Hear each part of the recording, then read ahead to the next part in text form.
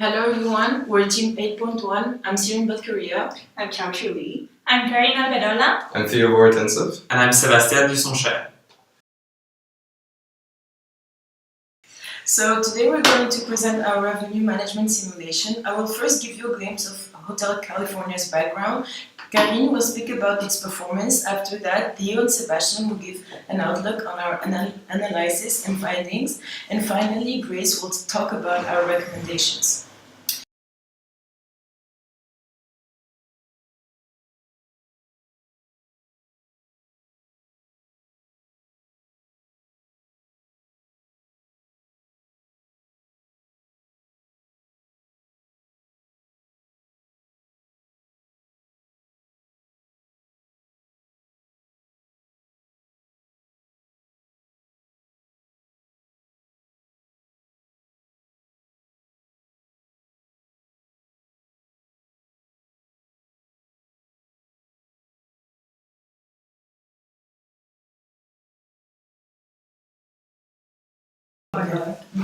Overlooking the waterfront, this upmarket high-rise 8-year-old hotel is ideally located in the city center.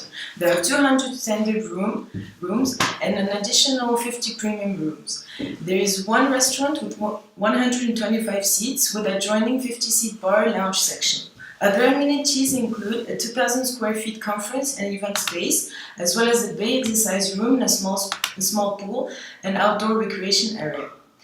In regards to the service provided, there are a free parking ramp, digital and international telephone service, guest laundry, dry cleaning, guest room digital entertainment, and room service. We reached and managed to maintain throughout the year a high quality level amongst our facilities. This was reflected in several comments from our guests who said that they could get everything they needed without leaving the hotel. Now on to our positioning strategy. We service all kinds of segments, being business, leisure, tour, contract, large or small groups. However, since we are busier during the week, we aim at attracting more business travelers. Now, regarding our pricing strategy, on the price value map, we can see that we were first aiming for low prices and high quality, but then we quickly changed to a high price, high quality strategy. That is why we focus on investing in order to be more attractive to transient guests.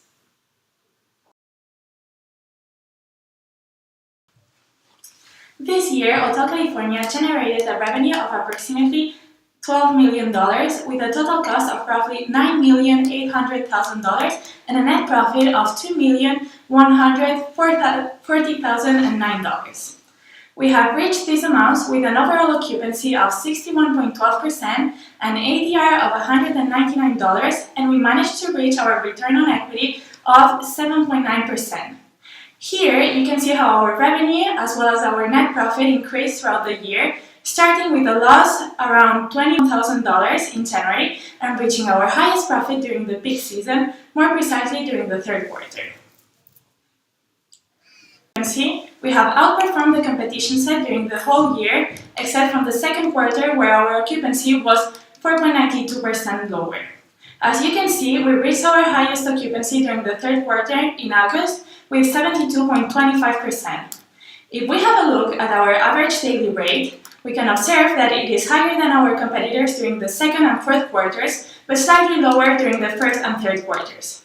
In September, we offered our highest ADR of $219 and our lowest was $144 in January.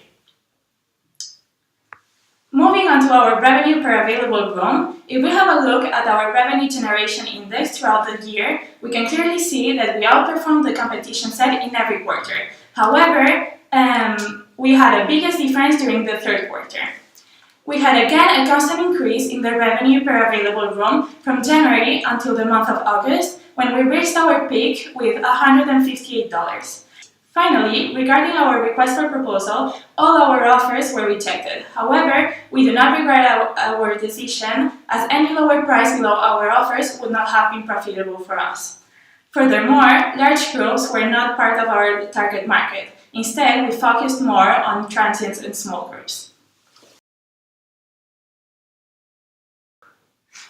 For quarter one, the refurbishments were solely contract cleanings and soft goods redo for every segment of the hotel except for guest room standard.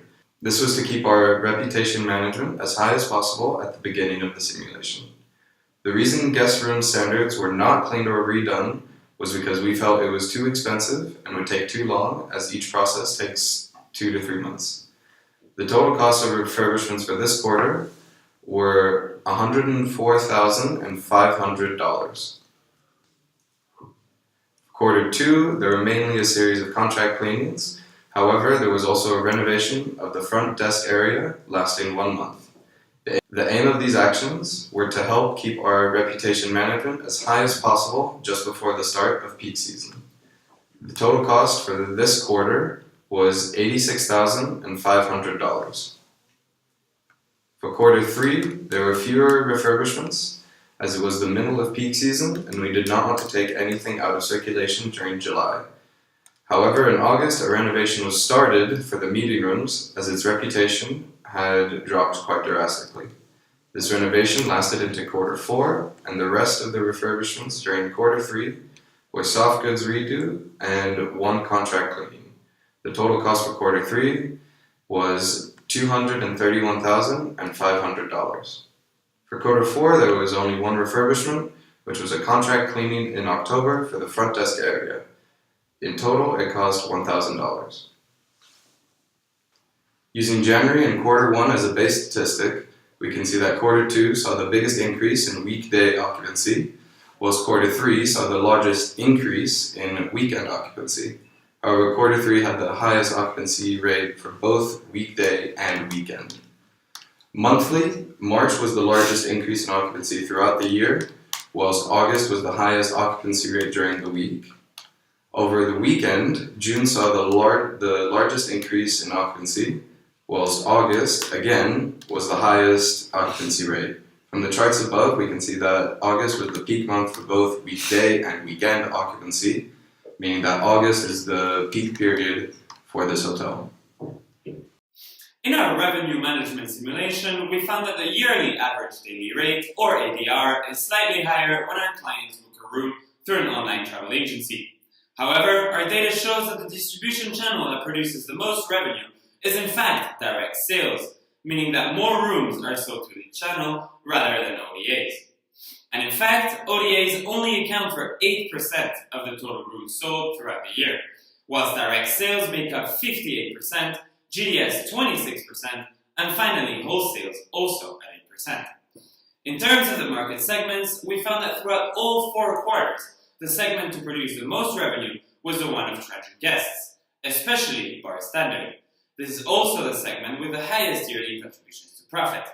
Additionally, we can appreciate a rise in revenues from the transient guest segment during quarter 3, or the summer months, period in which our sales escalate considerably. This is because the highest portion of our total marketing expenses is directed towards the transient guest segment, more specifically bar standard.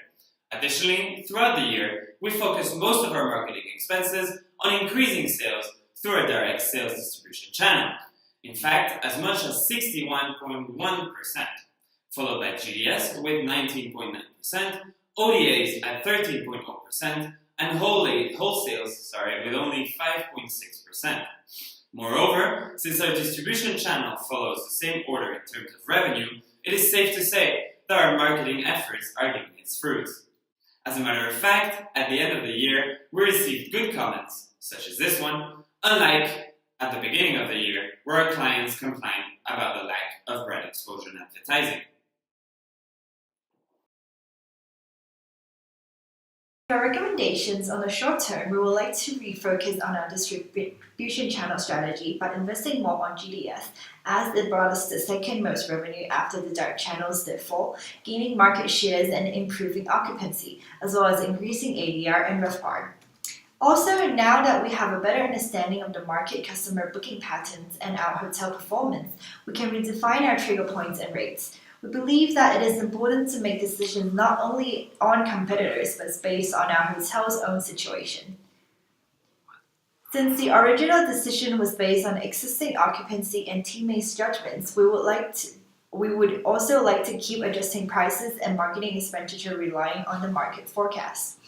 Another recommendation would be to analyze forecasts of demand for weekdays and weekends more thoroughly and set prices accordingly, as we only decide our rate through last year's occupancy index.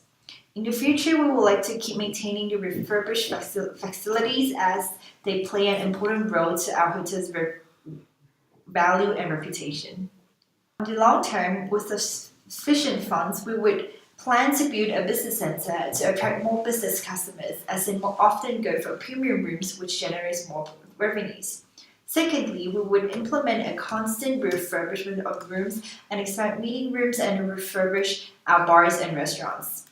On the other hand, with lower funds, we would encourage a contract with MICE and GDS to attract more groups, build long-term relationship with these groups. Meanwhile, our team also believe that it is important to invest in the beginning of the year in order to achieve profit maximization.